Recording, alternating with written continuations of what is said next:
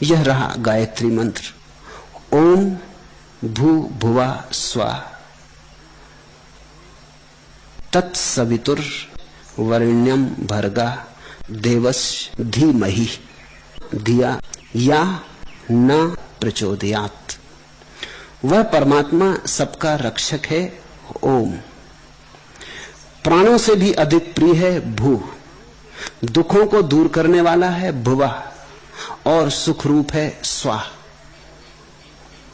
सृष्टि का पैदा करने वाला और चलाने वाला है सर्व प्रेरक तत्सवितुर, और दिव्य गुणयुक्त परमात्मा के दैवस्य उस प्रकाश तेज ज्योति झलक प्राकट या अभिव्यक्ति का जो हमें सर्वाधिक प्रिय है।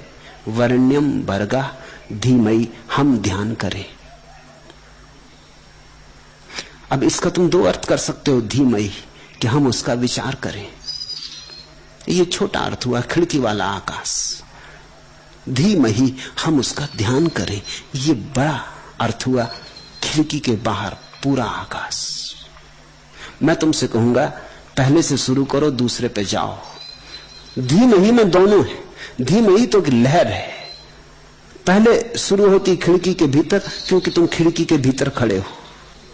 इसलिए अगर तुम पंडितों से पूछोगे तो वो कहेंगे धीमहि का अर्थ होता है विचार करें, चिंतन करें, सोचें।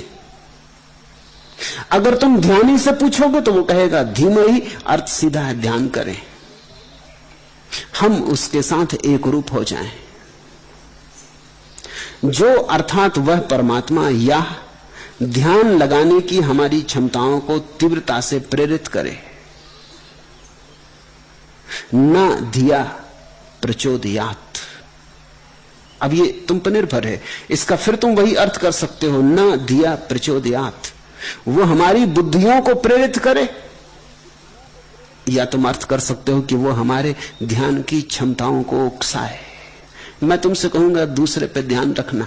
पहला बड़ा संकीर्ण अर्थ है, पूरा अर्थ नहीं। फिर ये जो वचन है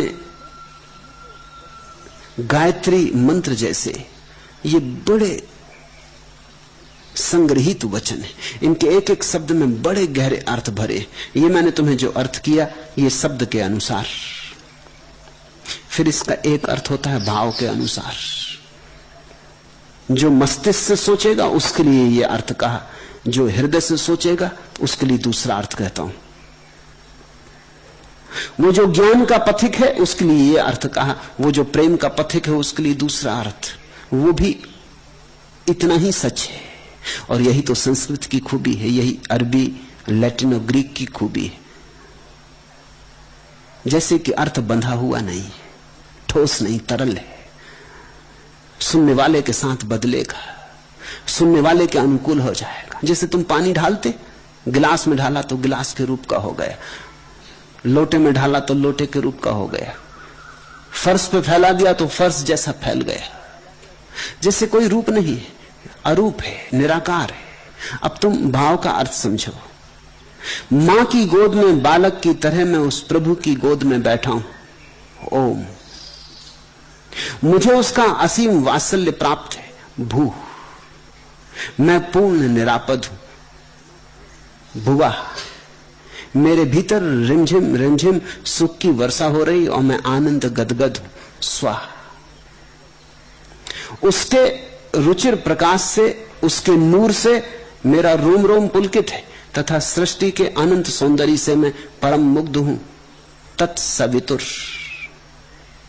देवस्य, उदय होता हुआ सूर्य, रंग बिरंगे फूल, टिमटिमाते तारे, रिमझिम रिमझिम वर्षा, कलकल नादनी नदियां, ऊंचे पर्वत, हिमाच्छादित शिखर, झरझर करते झरने, घने जंगल, उमड़ते घुमड़ते बादल, अनंत लहराता सागर, धीमहि, ये सब उसका विस्तार है। हम इसके ध्यान में डूबे। ये सब परमात्मा है। उमड़ते घुमड़ते बादल, झरने, फूल, पत्ते, पक्षी, पशु, सब तरफ वही झांक रहा है। इस सब तरफ झांकते परमात्मा के ध्यान में हम डूबे, भाव में हम डूबे।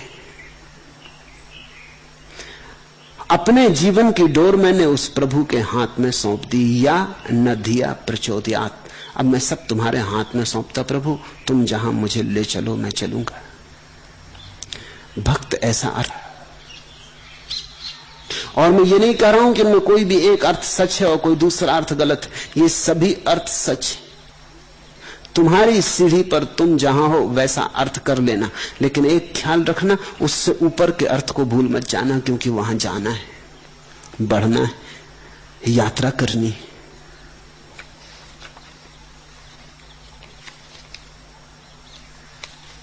आखिरी प्रश्न, हरि ओम तत्सत को समझाने की कृपा करें। कुछ तो छोड़ दो बिना समझा हुआ। हरि ओम तत्सत। आज इतना ही।